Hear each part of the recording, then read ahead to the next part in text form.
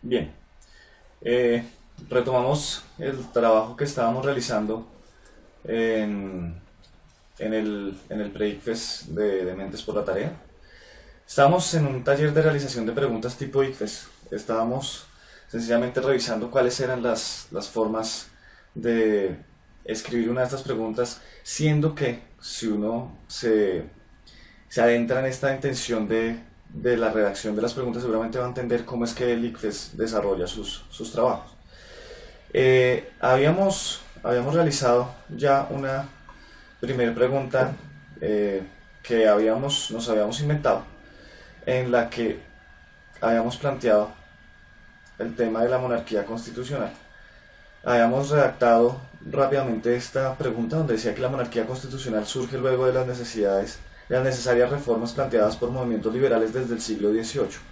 Así el rey deberá compartir el poder que anteriormente detentaba de manera absoluta con sectores sociales diferentes a su clase social monárquica. Ante dicha situación el monarca debería, la intención que teníamos en esta pregunta, para que lo recordemos, era que fuéramos capaces de hacer una pregunta propositiva que se aproximara al tema del poder, al poder de las organizaciones sociales.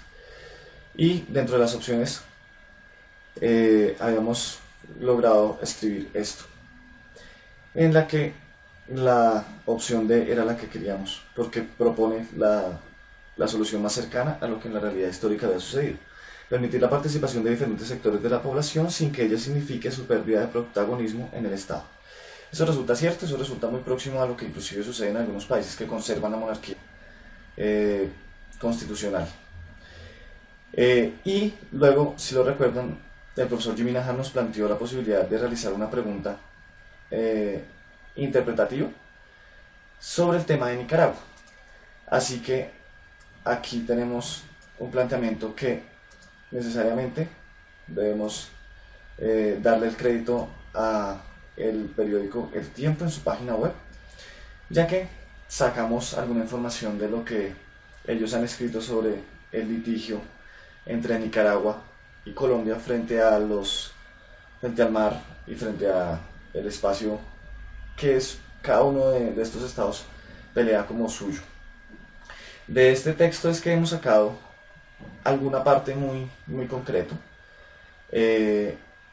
Así que, pues digamos que vamos, este ha sido el párrafo que después hemos juiciosamente citado en esta parte de nuestra presentación y que se plantea de la siguiente forma. Esta es una redacción que agradecemos a El Tiempo, pero que es propia de Mentes por la Tarea.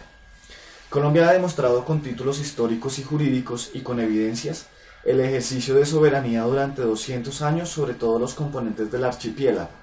Estamos seguros de que la Corte nos va a confirmar esos derechos, esa soberanía. Había dicho la embajadora Sonia Perilla, quien hace parte del equipo de defensa nacional liderado por el ex canciller Julio Londoño Paredes, del periódico El Tiempo del 18 de noviembre del 2012. De la anterior información brindada por el diario El Tiempo se puede inferir que, claramente aquí lo que intentamos es escribir eso, que quede en evidencia, que lo que queremos es que usted infiera, que usted interprete el texto que acaba de leer. Recuerde, Colombia ha mostrado con títulos históricos y jurídicos y con evidencia el ejercicio de soberanía durante 200 años sobre el componente del archipiélago. Así que nos planteamos estas posibles respuestas. Uno puede inferir, recuerde que la pregunta es ¿qué se puede inferir del texto? Uno puede inferir que los argumentos nicaragüenses no tienen validez jurídica. B. La Corte tiene claros intereses en la solución pacífica del litigio. C. La argumentación colombiana frente al tema no solo contempla aspectos jurídicos, sino históricos también. D. Los argumentos históricos tienen mayor validez que los de carácter jurídico internacional. La intención cuando escribimos esto era que esta fuera la respuesta más acertada. Los argumentos jurídicos que los nicaragüenses plantean no son necesariamente de una invalidez, porque pues por algo justamente ellos acuden a ellos. Ellos conocen los estatutos legales que la Corte Internacional habrá de tener en cuenta. Por eso digamos que no sería válido y no sería justo inclusive con los hermanos nicaragüenses decir que no tienen validez jurídica en gran caso, porque pues por algo los están planteando. Que la Corte tiene claros intereses en la solución pacífica del litigio, eso puede ser cierto, pero no corresponde a lo que estamos hablando, no corresponde a lo que el texto decía. Si la argumentación colombiana frente al tema no solo contempla aspectos jurídicos, sino históricos también, de alguna forma usted revisa aquí y dice que ha demostrado con títulos históricos y con temas jurídicos la evidencia durante 200 años, es decir, que la historia y los elementos jurídicos se suman como parte del cuerpo del litigio de los colombianos, del Estado colombiano.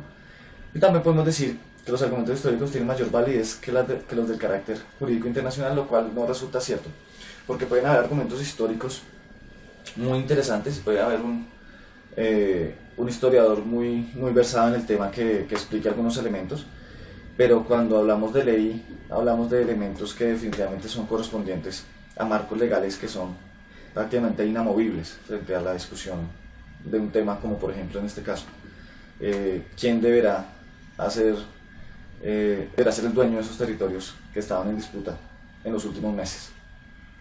Básicamente esta era como la intención que teníamos de mostrarles cómo es que el ICFES podría llegar a pensar la forma de realizar preguntas de ciencias sociales y cómo es que usted podría empezar a pensar si son interpretativas, argumentativas, propositivas, qué tipo de componentes me están preguntando, si los del espacio y el territorio, es decir, elementos mucho más geográficos, si elementos de poder y organizaciones sociales además de economía, o si de pronto estamos hablando de historia y cultura. Que usted sea capaz de diferenciar ese tipo de temas